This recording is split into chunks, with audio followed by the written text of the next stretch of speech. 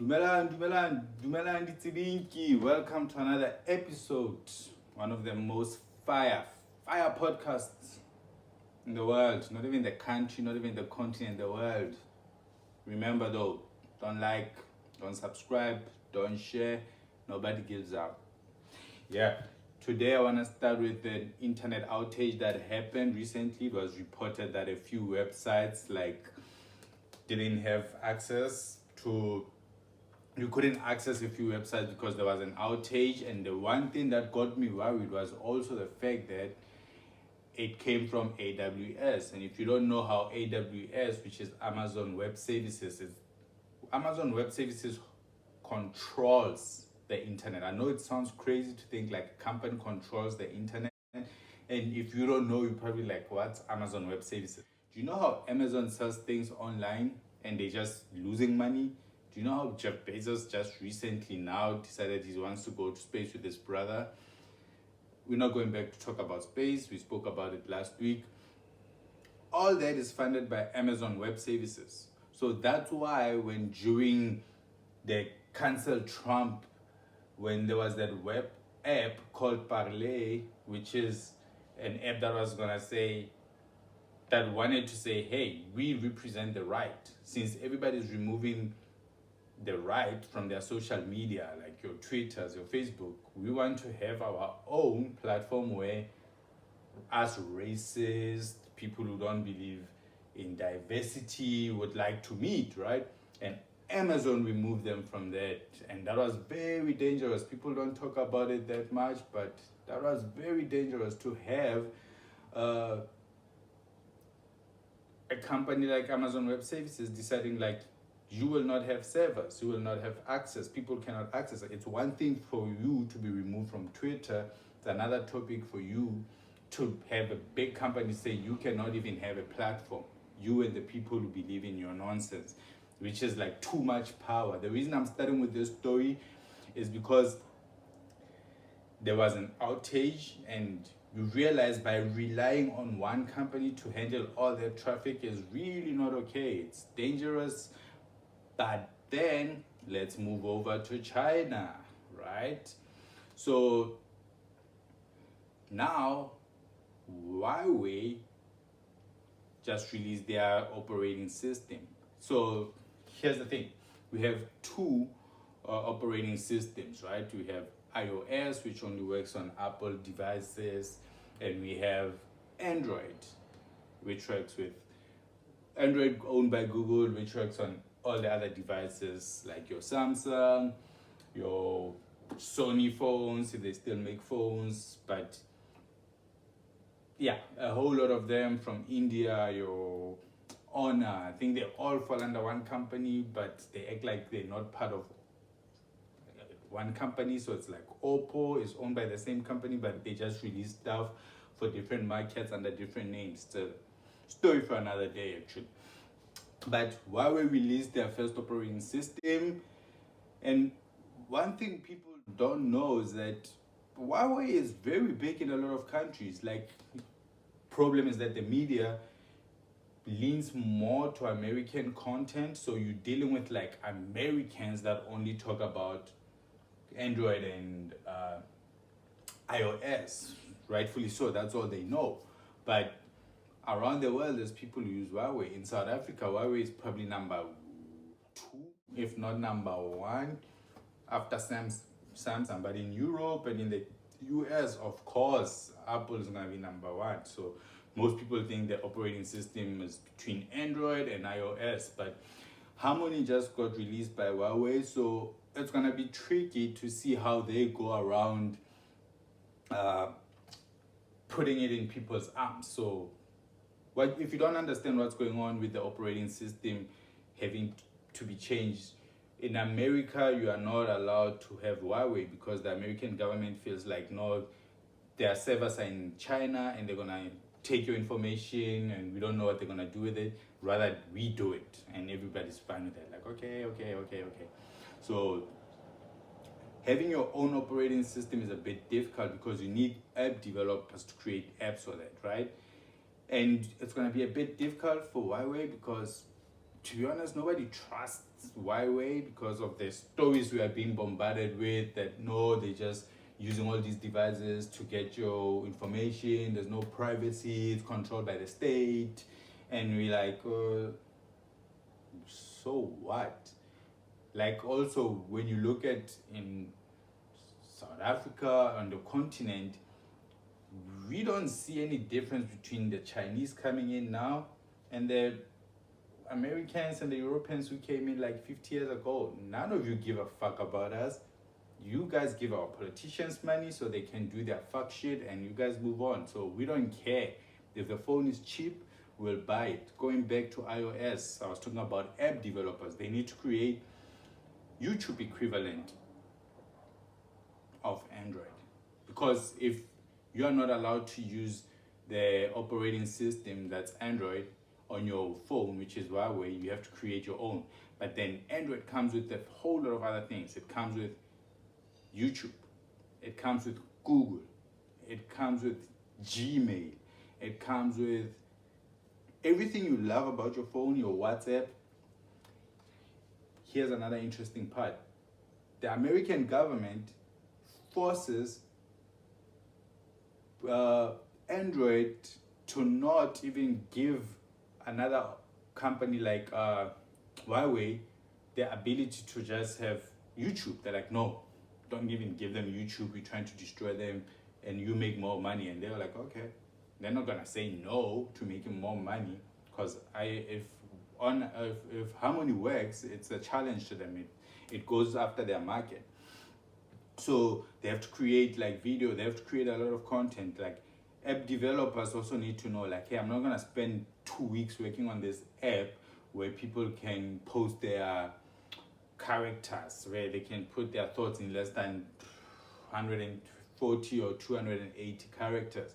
So they have to create a tweet about that. So all of these things that I'm talking about, your YouTube, your Instagram, your Twitter, there are Chinese equivalent of those.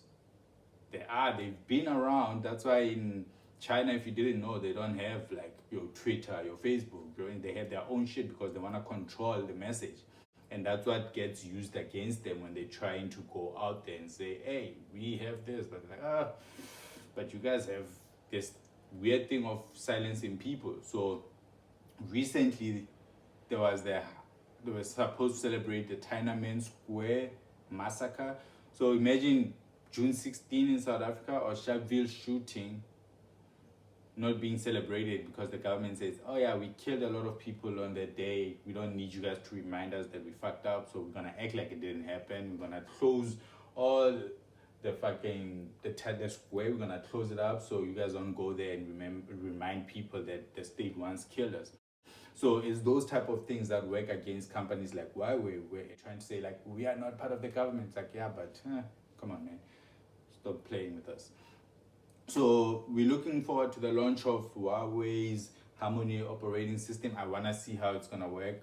But if you look at it, like if they just keep it clean and not have to worry about too many things such as making it look like YouTube. Don't make it look like YouTube. Make it look like something different. Get all these South African YouTubers to get there, pay them enough. Money talks. Everything. If you get somebody like a beauty, makeup person or some guy who acts a fool all the time and he has a following, try to get him on board, man.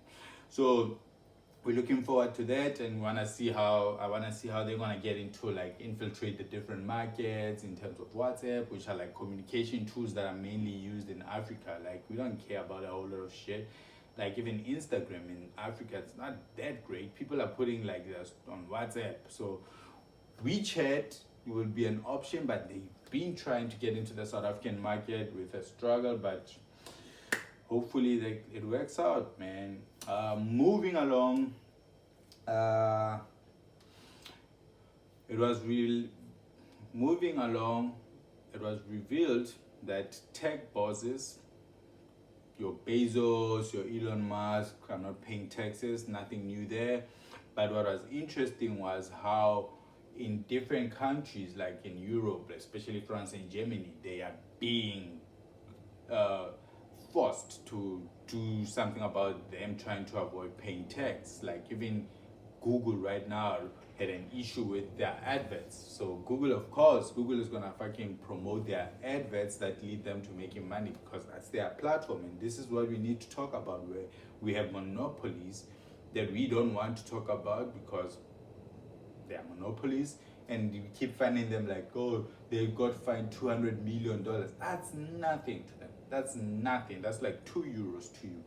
And even €2 for you, or 10 rand to you, losing it is like, yes, you know, 10 rand, I could have bought something, even if it's like 2 cigarettes, it's still my 10 rands. So yeah, same old story. Tech leaders are not paying their taxes. The government is pussy to not go after them and force them to pay their taxes. It is what it is. Hopefully something will happen where they're like, okay, let's pay our taxes, because I don't understand how Google, Twitter, all these companies operating in South Africa, making money selling people's data in South Africa, and they don't pay tax. It's like they're just taking money and then taking it back to their investors, their shittiest investors who don't care about anything. With that said, I don't think if I become successful, I will pay tax. Just want to put it out there. I mean, can't beat them. Join them. Yeah. So paying tax is good for you, but if you can avoid it, you don't have to pay tax. Moving right along, we're gonna talk about Zwelim Kize. Zwelim Kize is a doctor from South Africa who's been handling the COVID situation. He just recently got replaced by somebody who was working in tourism. Welcome to South Africa, where it's like, oh my God, like at this point I realized they really don't care. They don't care. But what happened was, of course, Zwelim Kize did his thing. His family got money from this. They paid 2 million to do a conference that could have been for free. And now he's claiming that his family has agreed to leave to bring back the money. Like, hey, motherfucker, they must go to jail. You must go to jail. Like, oh no, they will bring it back. Like, what type of nonsense is that? Like, also as South Africans, we like acting tough. We're not that tough. This guy's family steals money and he says they'll take it back. And nobody's like, no, you should go to jail. That was theft. You fucked up. Your family got favors because you're the head. You fucked up. You should go to jail. But we love rubbing things over, and then he's gonna be the minister of like sanitation somewhere afterwards, because the ANC is just corrupt to the core. So disgusting. I even mentioning their name just pisses me off. But yeah, Dr. Kize should go to jail, and his children too. I said what I said. In closing, I want to talk about Nigeria again. Nigeria banned Twitter. I don't think government should ban social media platforms, but I also feel like social media platforms should not fucking weigh their dick around like they own this shit. How dare you delete the tweet of a fucking president of a country who's talking about the fact that, hey, there are terrorist groups that are attacking the state and we're gonna go and get to them. He's telling his people like, guys, I hear what you're saying. So when you motherfuckers could bring back our girls, oh, stop terrorism in Nigeria, and the president's like, oh, I'm gonna try to stop it. I've been doing this. You're like, oh, no, that's too violent. What the fuck is wrong with Twitter? What the fuck is wrong with Jack? And I'm still pissed off with Jack tweeting like, oh, if you wanna help Nigeria, here's how you can do it via Bitcoin. Like, who the fuck do you think you are? Actually, come to think of it, Jack Dorsey is really a dangerous man. Jack Dorsey is a dangerous man who should be kept away from a whole lot of decision making. Like, how do you decide? Like, you're gonna help them find a protest during the NSACs? Like, yo, dog, shut the fuck up. Give them the fist with the Nigerian colors, but there's no need for you to start retweeting. There's absolutely no need for you to start retweeting. Oh, look, I support you guys. Remove your government. Like, nigga, this is Africa. We don't just remove governments, especially countries like Nigeria. It would be war started by you while you're sitting in your fucking yacht. Stop that nonsense. Who the hell are you to like remove a tweet by a fucking sitting president? So he banned Twitter. I support that. It's fuck you. But also, he's old. He should fucking leave that office and get a young person who knows how to handle these situations. But I still think Twitter has too much power. Like, and unrealistically so, to decide like, oh no, we don't fuck with their opinion. You see now, when they were doing it to Trump, you guys thought like, oh yes, this is what they should do. But then it becomes a ripple effect. Now they're coming for African leaders. Next thing is gonna be like African people with different opinions from what they wanna believe in, and considering that we live in a continent where there's still a lot of homophobia. So if the president of fucking Tanzania says, hey, I don't want gay people here, so let's cancel him. Because in our company in San Francisco, we believe in diversity and LGBTQI rights, which I do believe in. I personally believe like LGBTQI people. If you live in a country where you're not allowed to be a member of the LGBTQI, if you are the alphabet people, come to Africa. You must come to South Africa, not just Africa. Come to South Africa, and when you get there, say, hey, I'm a gay person and I'm facing death in my country. Asylum seeker, you will get your papers. I mean, they're not gonna send you to your death. They're not allowed to. I mean, they're not doing a good job protecting migrants in South Africa, but that's a very good reason. If you say, I'm gay and the government back home is trying to kill me. So with that said, there was an internet outage, Nigeria blocked Twitter, Harmony OS, those are the highlights. I'm really happy to see why we're trying to fight, because it sets an example for also young entrepreneurs who are like, hey, so you can create an OS. It's very difficult, it's not cheap, but what about creating our own operating system? We could create apps so the operating systems are there, but then Apple can decide, no, we're not gonna have your app on our shit because we want the 30%. Or even worse, Amazon Web Services might just say, no, we're not hosting you, you're not gonna have servers, we've decided. And keep in mind, they're probably the only one who do it the way they do it. They are monopoly that should be stopped. But it's still, fuck the Nigerian president for being a piece of shit, fuck Jack Dorsey for being a piece of shit. I can say both. Peace.